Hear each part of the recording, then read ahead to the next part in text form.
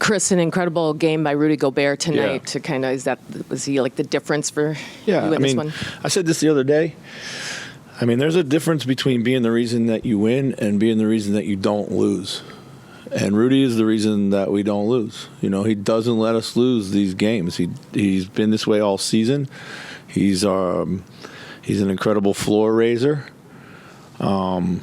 And he just brings it, and he knows, you know, when the team needs him to do this the most. So that's why it's just one of the many reasons he's so valuable for us.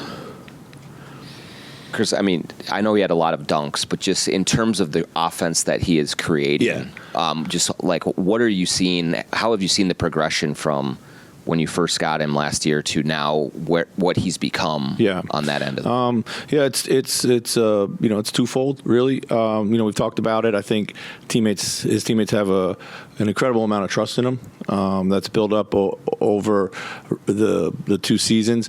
That trust comes, I think, for 2 reasons. One is, guys are more comfortable playing with him and know where and why and how and when to throw him the ball. And then Rudy's done an incredible job of staying patient, staying on balance, staying poised, making the right plays when he's given to the ball in the pocket, kicking out at the right times, and it's never been different from when we got here. Like I said, we're gonna treat him like we treat any other offensive player. We're gonna throw him the ball, and it's just a learned kind of skill, and we're reaping the benefits. And there are times where I think we can throw him the ball more. Some lobs we miss him on and all that kind of stuff. But he keeps playing, and we talked after the Denver game about getting back to creating a little bit more gravity. He was hanging out too much in the lane, Denver. And that gravity comes from him rolling and staying low. Sometimes they just have to put a body on him down there. So, and how did you just see Cat find his way back in? Yeah, I thought he played within the flow of the game for the most part, which was good. Obviously, he's super rusty. I thought it was a good first effort for him. Made a big shot in the corner, and that's what we're going to need him to do. Stay patient, wait for the ball to come to him, be ready to knock it down. So all in all, it was a good first outing. Were you anticipating Atlanta not finishing with their starters, and how does that change approach just when, the game plan is so often set on the guys who start the game? Yeah, you just got to guard against the natural letdown, which I think we had anyway. So, they got a little bit hot. Veet is a really good player. We had him in training camp, and he broke his hand, and it was a sad day because he was having a heck of a camp when it happened. The guy can really play, so really happy and proud and pleased for him in the season that he's ended up having. I think we were able to regroup at the 3-minute mark and finish strong, but ideally we finished that game off several times before it got to that. The late game numbers since Christmas haven't been very good. Yeah. Just nice to experience some success here and just kind of have that taste in your mouth. Yeah, I mean, Ant made a couple toughies. He hit the kick out, got to the free throw line. I do think we still need to vary what we do. It's got I like the ball in Mike's hands too, and we got to get back to kind of mixing it up a bit and being a little bit more dynamic down the stretch. But Ant certainly brought that home tonight.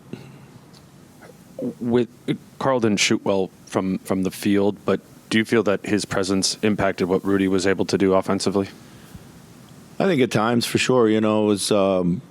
We've been really good in our 2 big structures, and sometimes with Nas, like you can just play him like a guard, but we had to get back to a lot more structure around the 2 bigs with Cap back, and it's been good to us all year. And today was, I think, definitely an exaggerated example of that.